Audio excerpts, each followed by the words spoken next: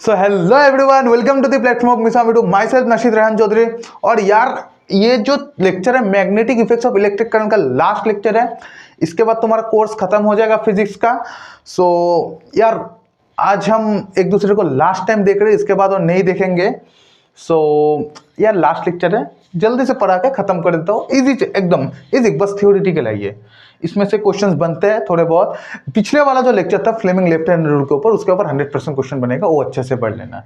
सो आज का जो लेक्चर है इसमें मैं बस डोमेस्टिक इलेक्ट्रिक सर्किट की घर में तुम्हारा इलेक्ट्रिक सर्किट कैसा होगा इसके बारे में ही मैं बस डिस्कस करूंगा। तो यार बैठ जाओ कॉपी पेन लेके और स्टार्ट करते हैं। डोमेस्टिक इलेक्ट्रिक सर्किट्स में ये जो एक बस रफ डायग्राम है कि कैसे काम करता है। रियल लाइफ में तो इतना कॉम्प्लेक्स है, समझोगे ही नहीं कुछ।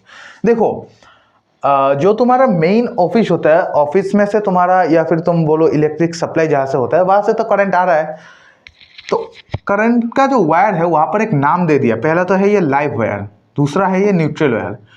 ये जो लाइव वायर है ये है पॉजिटिव और न्यूट्रल वायर जो है ये है नेगेटिव।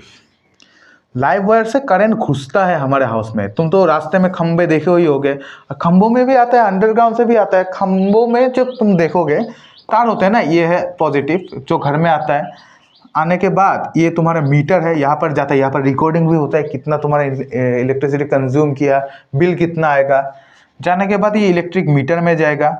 ठीक है, मीटर में एक्चुअली मीटर में तुम्हारा मेजर होगा कितना। यहाँ पर बस फ्यूज है तुम्हारे घर का। फ्यूज का काम क्या है ये भी आगे मैं समझाऊंगा। मीटर में सब रिकॉर्ड होगा कितना करंट तुमने यूज किया, इलेक्ट्रिसिटी यूज किया। अब यहाँ पर एक बॉक्स है जहां से कंप्लीट डिस्ट्रीब्यूशन होगा करंट का। और हमारा तो पैरेलल सर्किट है, तो ऐसे जाएगा ऐसे आएगा। ठीक है, यहाँ पर एक सर्किट लगा दिया, यहाँ पर एक लगा दिया, यहाँ पर एक लगा दिया, एक पे बल्ब लगा दिया, एक पे ऐसे प्लग लगा दिया, ऐसे चलेगा। ठीक है, जा रहा है। आने के बाद अरे यार हाँ, आने के बाद ऐसा आया, फिर इलेक्ट्रिक मीटर में फिर से तार घुसा, इतना गया इतना आया, फुल रिकॉर्डिंग हो गया यहाँ पर कि कितना तुमने यूज किया, कंज्यूम किया। फिर इधर बाहर आते आते इधर से न्यूट्रल वायर से निकल गया। अब ये जो नाम है ना न्यूट्रल वायर, सिर्फ नाम का न्यूट्रल, अगर टच करोगे ना ऐसा झटका खाओगे तुम सोच भी नहीं सकते। ठीक है, सो बस इतना ही याद रखना तुम कि यही है तुम्हारा हाउस होल्ड सर्किट का फुल सिस्टम। ये लाइव वायर है पॉजिटिव, ये न्यूट्रल वायर है नेगेटिव। और जो अर्थ वायर है इसका काम क्या है, कभी कभी हो जाता है कि इसके अंदर जो है यहाँ पर कुछ डिस्टरबेंस की वजह से या फिर ऊपर से जो सप्लाई होता है जिधर से करंट, वहाँ पर कुछ डिस्टरबेंस हो जाता है। डिस्टरबेंस होने के कारण बहुत एक्सेस करंट आ जाता है। एक्सेस करंट मतलब excess electrons, flow of electron is called current. इतना एक्सेस करंट हो जाता है कि हाउस होल्ड सर्किट मतलब बियर नहीं कर पाता, बहुत एक्सेस हो जाता है। होने के कारण यार इधर तो एक पॉजिटिव इधर एक नेगेटिव है, ये जो तुमको दिख रहा है, इधर एक पॉजिटिव इधर से आया तो इधर से गया, पॉजिटिव नेगेटिव ये तो दिख रहा है। जो तीसरा गोला है यहाँ पर एक एक्स्ट्रा वायर लगा रहता है जिसको हम सभी घर के ऐसे लेके एक मिला देते हैं, एक मिला देते हैं। मिलाने के बाद ये तार लेके बाहर कहीं मिट्टी में गाड़ देते हैं। मिट्टी में तुम देखना तुम्हारे घर में भी होगा, एक लंबी तार है एकदम मिट्टी में जाके घुस गया। क्यों करता है यार, जब एक्सेस करंट आएगा ना, एक्सेस करंट आने के बाद जब एक्सेस करंट आएगा वो एक्सेस करंट क्या होगा, इधर जाएगा, इधर से इधर, ये इधर नहीं जाएगा, इधर नहीं जाएगा। ये हाउस होल्ड सर्किट में ये मतलब जो अप्लायंस है वो होल्ड करके नहीं रहेगा। जो तीसरा गोला है इधर से ये निकल जाएगा, जो तार से कनेक्टेड है, यहाँ पर भी ऐसे निकल जाएगा, यहाँ पर भी ऐसे निकल जाएगा। निकलने के बाद हम उसको जो तार है मिट्टी में इसलिए गाड़ देते हैं कि मिट्टी एक्स्ट्रा इलेक्ट्रॉन्स, एक्स्ट्रा जो करंट है वो ले सकता है। रियल लाइफ की चीज से जो धरती माता है हमारा एक्स्ट्रा चीजें ले सकता है, इसलिए हम इसको अर्थिंग वायर भी बोलते हैं। तुम्हारे घर में पापा मम्मी किसी को भी पूछना कि हमारा अर्थिंग वायर किधर है, बोल देगा। अब ऐसे खैर बड़े बड़े फ्लैट्स में तो दिखेगा ही नहीं, वो सोसाइटी का काम इंजीनियर्स कर लेते हैं। ठीक है, सो ये था कॉन्सेप्ट, सिंपल समझ गए, समझ के रखो। ओके, 3 पॉइंट्स दिया है। The power supply to home through distribution lines are received in the mains, बोल दिया। Electricity supply through 2 types of cables, overhead और अंडरग्राउंड। एक तो तुम्हारा खंबा से तार जाता है, एक अंडरग्राउंड से भी जाता है। तो potential difference between live and neutral wire is 220 volt. ये इंडिया का 220 बोला है, बाहर अलग अलग होगा, याद रख लो, एमसीक्यू में पूछ सकता है। तीसरा जो नेक्स्ट स्लाइड है वो बोल रहे 3 types of wires are involve. Earth wire is green in colour, live wire is red in colour और neutral wire is black in colour. ये 3 पॉइंट याद रख लो और लाइन बाय लाइन एक बार पढ़ लेते हैं। It is connected to metal placed in earth near the house of safety purposes के लिए। It provide safety for all appliances and devices connected at home which have a metallic body. This is done to prevent shock when leakage of charges happen in metallic body। समझ गए, leakage of charge, extra charge जब होगा तो ये ले जाएगा। ये ज़्यादातर अप्लायंसेस में ही प्रॉब्लम देखने को मिलता है। लीकेज ऑफ चार्ज मतलब तार का थोड़ा इधर उधर हो जाता है, होने के कारण इतना एक्स्ट्रा करंट आ जाता है कि वो मतलब अप्लायंसेस सह नहीं कर पाता, इसलिए उस टाइम को वो अर्थ वायर के द्वारा वो बेच देता है। जो दूसरा पॉइंट है live wire, that is live wire is red in colour. It is positive conductor, जो मैंने वहां पर बोल दिया, that helps to break the circuit when excess current flows to circuit. और न्यूट्रल क्या बोल रहा है, is black in colour, it is negative conductor. इधर से जाएगा, इधर से आएगा। समझ गया, हाँ या ना। नेक्स्ट स्लाइड में मैंने बस ओवरलोडिंग का लाया, एक लाइन का है एनसीईआरटी में, वही overloading of an electric circuit occurs when the combined power draw from appliances surpasses the wire capacity। Overloading मतलब ज्यादा करंट आ जाना। Typically in parallel circuits found in domestic setup, the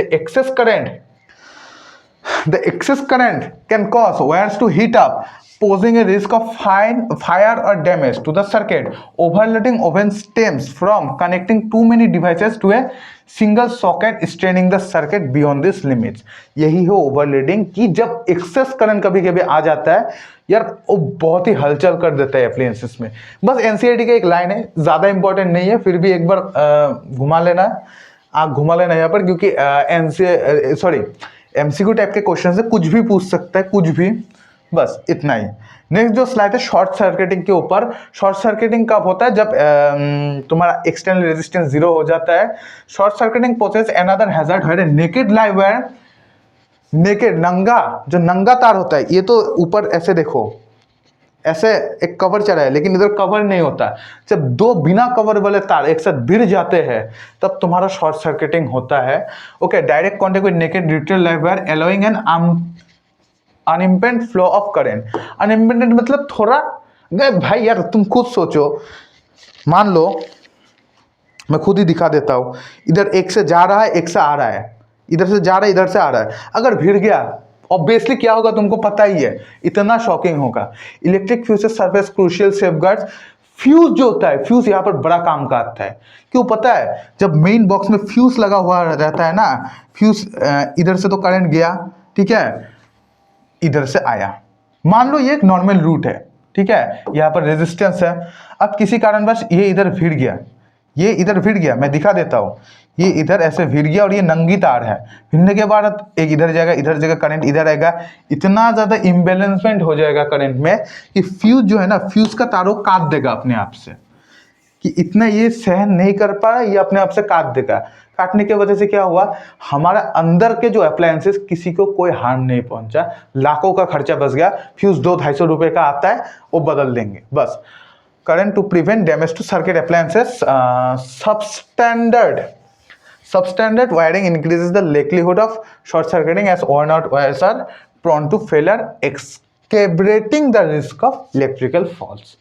bus इतना ही बोला है, हाईफाई लैंग्वेज में, simple language में exam में लिख देना। तो आज के लिए लेक्चर के लिए बस इतना ही, और ये तो हमारा लास्ट लेक्चर है यार, और मुलाकात होगा नहीं होगा आई डोंट नो। क्लास 10 का कोर्स भी तुम्हारा ख़त्म हो गया।